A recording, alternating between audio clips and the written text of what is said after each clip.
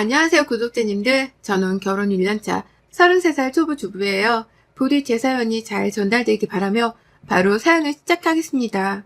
남편이랑 저는 동갑내기 커플입니다. 대학 때부터 오랜 시간 동안 교제를 하다가 결혼의 연을 맺었고, 그로 인해 두 사람은 서로를 참 특별하게 생각하는 편이었어요. 인생의 거의 반을 함께 보내가고 있는 것이었기 때문에 서로가 서로에게 특별하다고 여길 수밖에 없었죠. 오래도록 교제를 해오다 보니 저희는 서로의 가족들도 자신의 가족만큼 잘 알고 지내왔습니다. 제가 저희 집에서 외동딸이었는데요. 남편은 저희 부모님께 친아들만큼 생각에 잘해줬고 예쁨 받겠다고 일부러 나서서 안부 연락도 하는 등 참 다정하게 굴어줬습니다. 안부 연락도 하는 등 참 다정하게 굴어줬어요. 그러니 저도 남편이 내 부모님께 잘하는 만큼 잘해야겠다 싶어서 남편의 가족들에게 똑같이 잘 해줘보려 했고요. 실제로도 시부모님하고는 연애 시절 꽤나 돈독하게 지냈습니다. 시부모님도 가족 행사가 있을 때 저를 여러 번 초대해 주셨었고, 가끔 문자를 주고받거나 얼굴 뵙고 밥을 먹으면서도 지냈어요. 그럴 때마다 남편에게 하나 있는 여동생인 시누이도 한 번은 꼭 만났고요. 저희 시누이는 저보다 2살이 어렸습니다. 저하고는 다른 게 참 많은 친구였어요. 처음엔 낯을 가리는지 말도 없고 눈도 잘 마주치지 않길래 내가 어려운 건가 싶어서 굉장히 조심했습니다. 시부모님 눈치가 아니라 시누이 눈치를 보면서 말도 최대한 잘 가려서 꺼내곤 했고, 괜시리 시누 얼굴 보며 웃긴 얘기에 반응을 하며 시누이하고 교류를 한번 해보겠다고 어지간히 노력을 했었어요. 하지만 그러면도 쉽사리 웃음이나 눈빛을 주지 않던 시누이가 저 결혼한다고 하면서부터 점점 말을 하기 시작하더라고요. 먼저 밥 먹자고 연락을 해오기도 했고, 자기 옷 사러 가는데 같이 쇼핑을 가지 않겠냐면서 절 불러내기도 했었습니다. 시누이가 직장을 다니는데 회사에서 명절 선물이라고 무슨 와인을 돌려놔 보더라고요. 그런데 그때도 와인 한 병을 더 얻었는데 가져가려면서 저를 회사로 불러냈었어요. 저는 군말 않고 고맙다면서 기쁜 마음으로 신우 회사를 찾았고요. 하지만 여기서 의문이 하나 있었습니다. 신우를 만나면 만날수록 친해져서 기쁘다는 생각보다는 내가 왠지 호구가 되어 신우이한테 잡혀 살고 있는 것만 같은 껄끄러운 기분이 드는 게 의문이었죠. 신우이가 저한테 먼저 말을 걸어주거나 불러주며 친근하게 대해주기 시작한 것이 너무나도 고마웠는데요. 왠지 불러낼 때마다 제가 돈을 더 많이 쓰고 제가 더 먼 거리를 이동하거나 신우이의 짐까지 들어주는 등 호구짓을 하고 있더라고요. 안 하려고 해도 시누이가 자연스럽게 언니 자 라고 하면서 저한테 요구를 하니까 제가 자연스레 시중드는 짓을 하게 되었답니다. 처음엔 친해질 수 있겠다 싶어서 시누이가 밥 사달라 말해도 돈을 썼고, 옷 사러 가자는 말에도 제가 더 돈을 써가며 시누이에게 맞춰줬는데요. 점점 시간이 지날수록, 그리고 결혼식이 코앞에 다가와서는 저 스스로가 정신없어지기 시작하면서는 시누이를 멀리하기 시작했죠. 정확히는 멀리했다기보단 제가 마음의 여유가 없으니 시누이 말에 바로바로 수긍을 못하고 만나기가 힘들어지기 시작했던 겁니다. 제가 바빠서 시간이 안 된다고 하면 의심 가득한 눈초리로 물어보던 시누이였는데요. 매번 남편이랑 같이 결혼 준비로 움직였다 보니 바로 옆에 있던 남편이 증인과도 다름이 없었는데, 그런 남편이 바빠 죽겠다고 같이 투정을 부리면 그제서야 아, 결혼 준비가 힘들구나 라고 하면서 제가 바쁘다는 걸 겨우 인정하곤 했어요. 정말 꺼림칙했답니다. 결혼을 앞두신 분들은 다 공감을 해주실 거라 생각이 드는데요. 잘 지내거나 기분 좋게 시작을 해도 모자랄 시댁과의 관계인데요. 시작부터 시누이가 왠지 나를 미워하고 괴롭히려 드는 게 아닌가 싶은 생각이 들면서 결혼을 해야 한다고 여기니 마음 한편이 내내 불편했어요. 부디 내 걱정이 나만의 걱정이길 바라는 마음이 컸죠. 그렇게 결혼을 했고 저는 가정주부가 되었습니다. 원래도 직장을 다니지 않고 있었기에 결혼을 했다고 해서 갑자기 가정주부를 자처하는 건 결코 아니었습니다. 저희 부모님이 식당을 하는데 장사가 코로나 시국에도 어렵지 않게 잘 되어서 제가 알바 겸 매니저로 자주 출퇴근을 하고 있었고요. 부모님께 월급도 받고 용돈도 받고 장사하는 법도 배워가면서 나름 식당을 물려받을 준비를 하고 있는 중이었습니다. 참고로 저는 식당 일이 그리 적성에 맞는 편은 아니어서 지금은 장사법만 배우고서 나중에는 요리하는 분이나 알바를 고용해 직원 위주로 식당을 운영할 생각이었고요. 그렇다 보니 저에게 있어서 직장이란 건 그리 중요한 게 아니었어요. 부모님 덕분에 금전적으로 여유 있게 자랐고 대학원까지 나와서 바로 취업 걱정보다는 그냥 마음을 비우고 하고 싶은 걸 하면서 살았으니까요. 그와 반대로 남편은 가정 형편이 그리 여유 있지 않았습니다. 대학까지는 시아버지가 재직하시던 회사에서 등록금이 나온 바람에 탈 없이 졸업을 할 수 있었지만 아버님이 이내 회사도 퇴직도 하셨고 더 이상의 수입이란 게 없던 집이었는지라 취업 스트레스가 참 컸었어요. 시어머니도 가정주부로 계시고 시누이도 당시엔 여전히 학생이었다 보니 남편이 혼자 가정을 빨리 일으켜야 한다는 생각으로 미친 듯이 노력을 했죠. 그 덕에 지금은 대기업에 재직 중이고요. 아무튼 저와 저희 남편의 상황이 너무 달랐다 보니 저와 결혼하겠다는 계획이 들기 전까지도 남편에게 저희 집안에 대한 말을 최대한 아꼈습니다. 그저 부모님이 조그만 가게를 하고 있고 나는 나대로 일을 알아보고 있다는 말을 둘러대기만 했었어요. 그러다가 결혼을 하면서 공개를 했고요. 그런데 생각을 해보니까 시누이가 저한테 말을 걸어주고 같이 쇼핑이든 뭐든 하자고 불러내기 시작한 데가 그 비슷한 시기더라고요. 그 시기부터 시누이가 저를 사람 대접해주기 시작한 겁니다. 이걸 결혼하고 난 후에도 조금씩 눈치를 챘었어요. 하지만 그래도 우리가 가족이 되었는데 설마 시누이가 나의 집안 문제로 돈이라도 뜯으려 하겠나 싶었습니다. 그렇게 나름 마음의 체념을 하면서 시누이를 시부모님과 다를 것 없이 시댁 식구로서 존중하고 챙겨주려 했는데요. 시누이가 또 달라졌더라고요. 연애를 하던 중 저에게 낯을 가리고 거리를 두던 그 시누이의 모습으로 다시 돌아온 겁니다. 결혼 준비를 한참 하느라 또 시누이한테서 일방적인 호구짓을 당하지 않겠다며 몇 번 만나자는 걸 정중히 거절했더니만 삐져버린 거예요. 자기가 불렀는데도 바쁘다며 안 나왔다고 말이죠. 결혼을 앞둔 신부였는데도 불구하고 한밤중에 곱창을 먹자 불러내질 않나, 술을 마시자고 하질 않나, 상황에 맞지도 않은 일로 불러내려고 한 게 시누이였는데 시누이는 거절을 한 저에게 잘못이 있다고 여기는 듯 했습니다. 다시금 원상복귀가 된 관계였죠. 솔직히 너무 짜증도 나고 나를 왜 그냥 순순히 언니로서 받아들여주지 못하나 싶어서 시누이한테 억한 감정도 생길 뻔했는데요. 그보다 더한 감정이 등장했답니다. 그냥 시누이하고 어색해진 것으로 끝이 나질 않더라고요. 시누이에게 잘못된 마음가짐으로 인해서 저는 이 세상에 태어난 이래 최악의 상황에 직면하게 되었답니다. 저희 시누이가 생각보다 마음이 많이 얄팍하더라고요.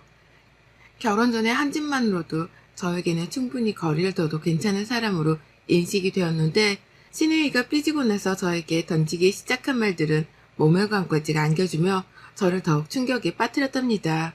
시누이가 저를 무시하기 시작했거든요. 시누이는 아직 남자친구도 없고 결혼은 더더욱 계획이 없는 상황이었어요.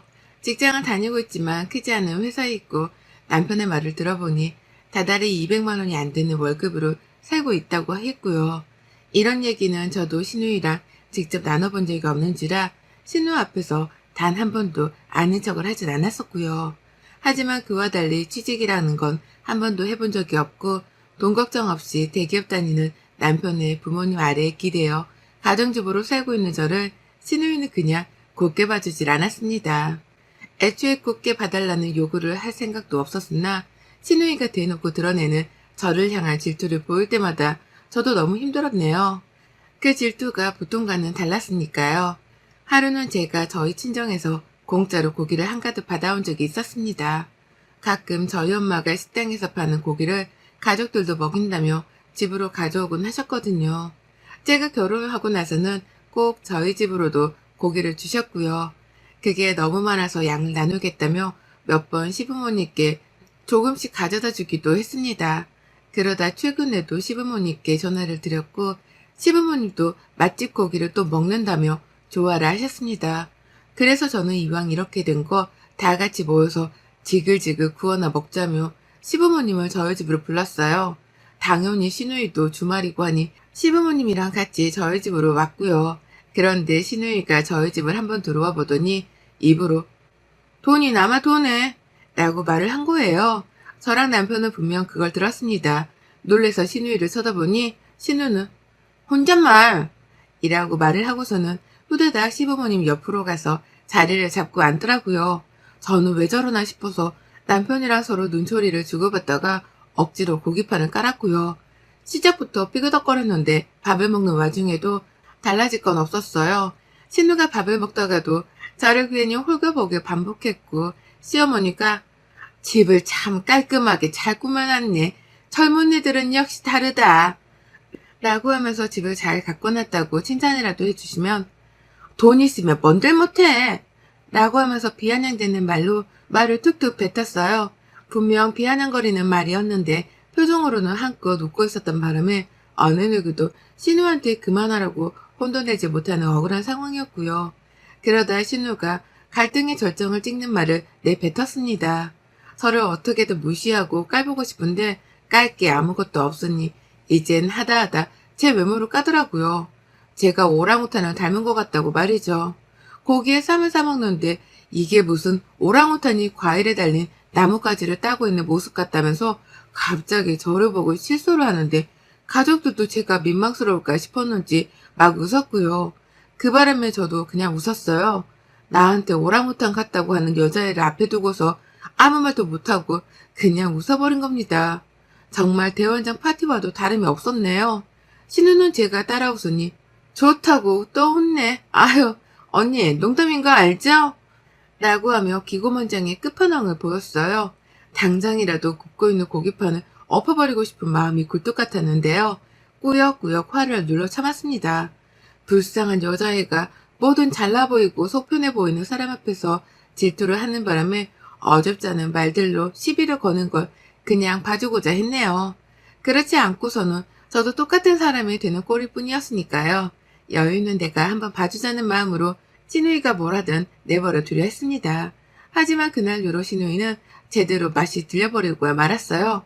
저를 놀려먹는 재미에 맛이 들린 겁니다.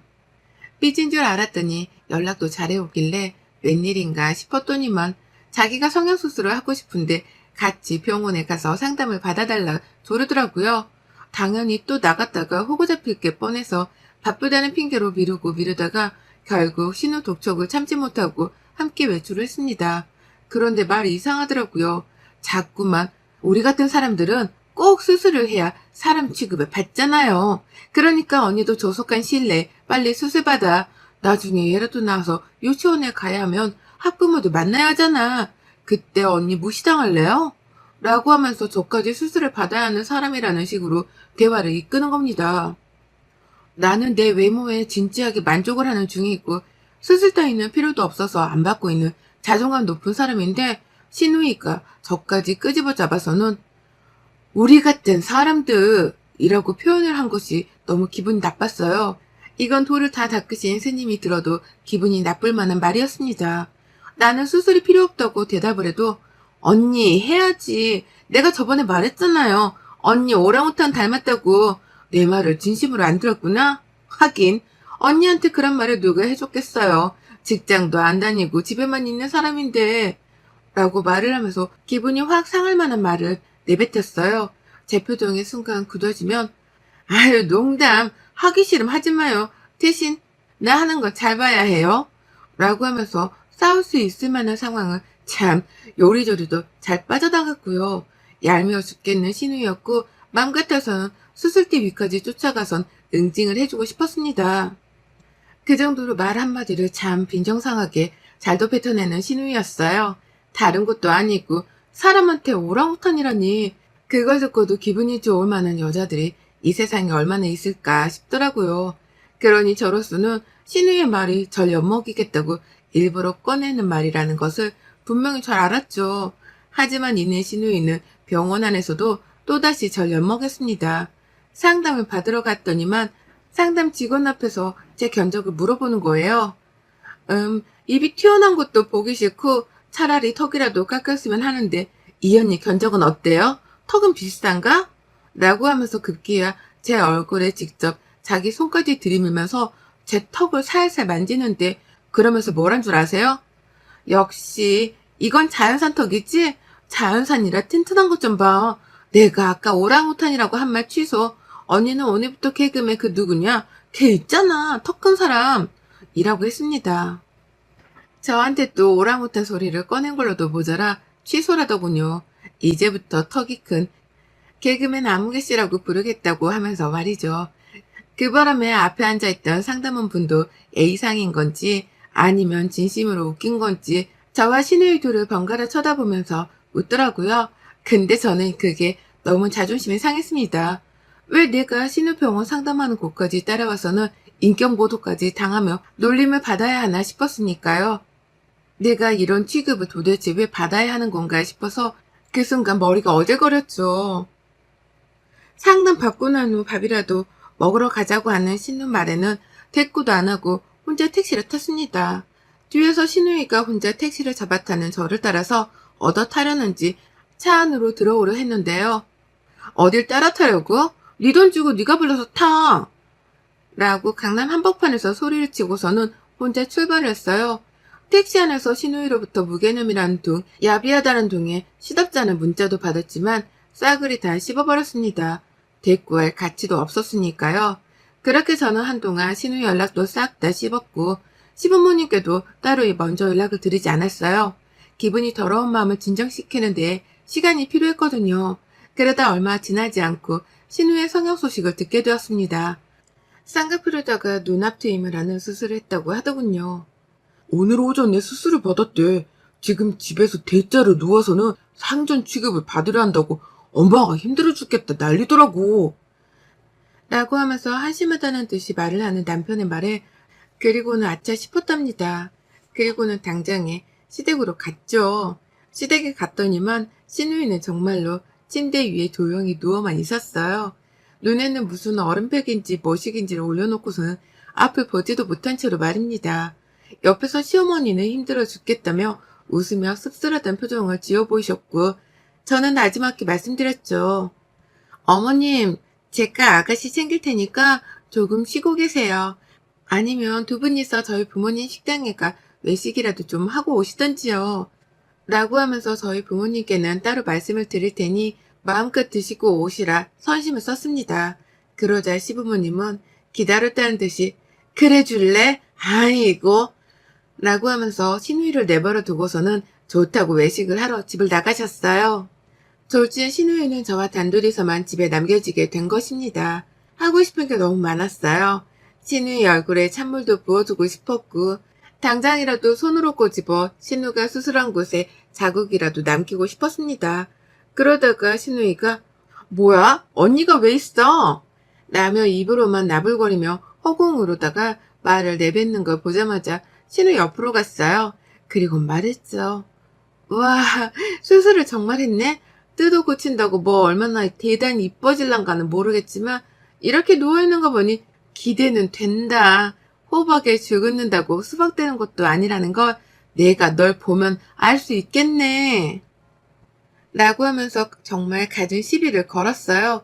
신우 열받으라고 말이죠. 신우가 바로 반응을 하더라고요. 뭐라고요? 나 지금 아파서 누워있는 거 안 보여요?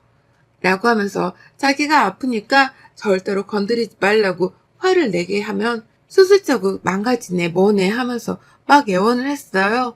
말로는 애원했지만 행동은 꼭 마음 같아선 저를 때리기라도 하겠다는 듯 위협적으로 허공에다가 손을 휘둘러 댔고요. 그런 모습을 보고 있자니 신우가 잠시 수술 후유증으로 인해서 저에게 일시적인 휴전을 요구하는 건가 싶었습니다. 하지만 전쟁 중 일반적인 휴전 통보란 있을 수 없는 일이었죠. 저는 신우 뜻대로 해준 마음이 없었답니다. 그래서 전 신우이의 옆에 들러붙어 계속해서 시비를 걸었어요. 신우 화장대에 있던 향수를 뿌려댔더니만 신우이가 비싼 거 아깝다고 그만 뿌리라 소리를 지르더라고요. 이게 약점이구나 싶어서 신우 들으라고 향수병 누르는 소리를 반복해 내면서 어머니 향수를 방 안에 뿌려댔습니다. 아가씨는 꼭 이러더라. 밖에서 나 불러서 내 돈 쓰는 건 안 아까워 했으면서 내가 아가씨 물건 좀 만지는 건 아까워요? 이상한 논리네. 그러면 안 되지. 라고 말하면서요. 방 안에 지독하게 지릴 향수가 가득한데 아가씨는 이미 열이 받아서 씩씩거리면서 내가 당장 내 방에서 나가라고 했어요. 당장 나가. 라고 소리를 질렀어요. 목이 터져라 소리를 질러대는 바람에 하마터면 죽어있는 사람이 일어난 줄 알고서 기겁을 할 뻔했을 정도였습니다. 하지만 전 그 자리에서 아가씨 책상서랍 여는 소리, 적은 월급으로 탈탈 털어서 샀을 값비싼 화장품들을 열어대는 소리, 아가씨의 옷걸이를 뒤지고 옷을 만지는 소리 등 아가씨 물건이란 물건에 손을 대는 소리를 자유자재로 냈어요. 여기저기 소리를 대면서 아가씨 심기를 건드리던 중 급기야 아가씨가 힘이 빠진 건지 애원하며 또 매달리더라고요. 나 진짜 이러다 눈에서 실밥 터져 언니. 제발 그만해요. 라고 말이죠. 하지만 전 이번에도 그런 마음이 없었답니다. 그간의 날 호구로 잡다 못해 오랑우탄이라는 막말을 해대며 무시했던 신우이를 봐주마음이 1도 없었네요. 그래서 결국 아가씨의 눈에서 피눈물이 나오게 할 결정적 한 방을 터뜨렸습니다. 아가씨 귀에다가 딱 한마디를 했죠. 아휴, 향수를 다 뿌렸네. 이거 가격 꽤나 나오는 걸 텐데. 라고 말이죠. 그랬더니만 아가씨가 숨도 안 쉬고 벌떡 일어섰어요. 눈에 있던 얼음팩을 빼내고서는 눈을 희멀건하게 뜨는데 와, 수술을 막 하고 나온 사람이라 그런지 퉁퉁 부어서는 정말 저도 못 알아볼 정도더라고요. 그런 아가씨 앞에서 저는 정말로 제가 다 뿌려버리고만 향수 곤병을 보여줬습니다. 그러니 아가씨는 제 손에 들린 향수병을 받다가 그 뒤에 뚜껑이 죄에다 열려있는 화장품 통들까지 보고야 말았죠. 제가 이것저것 아가씨 물건에 손을 댄 흔적들을 한번 쓱 보던 아가씨는 결국 울음을 터뜨렸습니다. 제가 그랬거든요. 뭐 저는 쳐다도 안 보는 저렴한 것들이 많네요. 이걸 쳐바른다고 얼굴이 송혜교 피부가 되는 것도 아닐 텐데 눈 찢고 찝고 아유 용 쓴다 용 써. 부디 꼴보기 좋아야 할 텐데 아까도 말했다시피 호흡하기 줄 긋는다고 수박이 되냐고요. 라고 말이죠. 그 말을 하면서 한심하다는 듯이 아가씨를 쳐다봤더니 아가씨는 속에서 화가 터진 건지 누운 채로 너 가만 안 둬 진짜? 라고 소리를 지르다가 수술한 눈이 따가웠는지 어쩔 줄을 몰라하며 감싸다 결국 제 화를 못 이겨 울음을 터뜨리고야 말았어요. 아우 아파. 아 진짜 눈 찢어지겠네. 왜 하필 오늘 찾아와서 날 이렇게 빡치게 해? 야, 너 내가 회복만 하면 가만 안 둘 거야? 너 내가 꼭? 라고 말을 하면서 점점 울음소리가 커지더니만 결국 화가 나 미치겠다며 너 죽여버릴 거야? 나는 고성과 함께 눈물을 왈칵 쏟아내 버렸답니다. 엉엉 울어대는 아가씨는 울면서도 아, 나 이거 수술 자국 어떡해. 자국 남으면 어떡해. 라면서 미쳐버리려 했어요. 울다 목구멍에 타들어가는지 나 물 좀. 라고 하면서 살려달라는 식으로 또 애원을 하대요. 하지만 그런 아가씨를 보며 저는 한결같은 표정을 지었답니다. 속이 터져 죽을 맛이겠지? 라는 약 올리는 마음가짐으로 가소롭다는 듯이 쳐다만 봤고요. 저한테 물을 달라고 하는 아가씨한테 어처구니 없단 헛웃음을 지어 보이다가 수술 자국이 이미 망가진 것 같은데 물이 넘어가겠어? 라고 말을 했네요. 아가씨는 동시다발적으로 벌써 망가졌다고? 라면서 다시 울부짖었고 저는 아가씨 울부짖는 처량한 목소리를 들으면서 방문을 닫아버렸습니다. 혼자 시댁에서 물을 벌컥벌컥 마시고 나왔는데 아유 벌써부터 아가씨 쌍꺼풀 수술 자국에 부작용이 생길까 싶어 통쾌하더라고요. 그 생각만 하니 아가씨가 다시 나한테 오랑우탄이라는 말을 꺼내지 못하겠다 싶어 안심이 되기도 했죠. 먼저 외모로 시비를 건 건 아가씨니 저는 제 할 만큼의 응징을 잘해줬다 싶었습니다. 어디 한번 똑같이 외모 지적을 당해본 기분이 어떠냐고 비아냥거리며 물어보고도 싶었는데요. 하도 서럽게 울면서 육성으로 수술 걱정을 내뱉길래 혼자서 뼈저리 있게 반성을 해보라는 생각으로 그냥 내버려두고 나왔어요. 그리고 그날 저는 시부모님께 너무하지 않냐는 원망과 함께 연락을 받았지만 저도 제 부모님 귀한 자식인데 밖에서 오랑우탄 소리나 듣고 있으면 기분 좋으시겠냐고 따져 물으니 아무 말도 못하시더라고요. 앞으로 신우 얘기는 듣고 싶지 않으니 며느리를 보고 싶거나 시부모님 대접받고 싶으시다면 신우 얘기는 절대적으로 삼가하시라고까지 말씀을 드렸습니다. 그리고 세상 쿨한 며느리 마냥 전화를 끊었는데 시부모님이 신우이한테 사과를 꼭 시키겠다고 문자를 보내주셨어요. 그걸 보면서 저도 참 만감이 교차했고요. 생애 최악의 악담을 듣고서 생애 최고로 통쾌한 한 방을 똑같이 날려준 날이어서 그런지 통쾌 상쾌한 건 당연했고 아주 신이 났네요. 신우이가 언제쯤 회복을 하는지는 모르겠지만 와서 시비를 또 걸면 그때는 수술한 눈덩이에 자국만 남기는 게 아니라 육탄전을 펼쳐서라도 혼을 내줄 거예요. 딱 기다리고서는 신우 왕태를 지켜볼랍니다. 부디 수술한 눈에 저와 싸우고 나서 운 선명한 자국이 남았길요. 여러분의 생각은 댓글로 남겨주세요. 오늘도 시청해 주셔서 정말 감사합니다.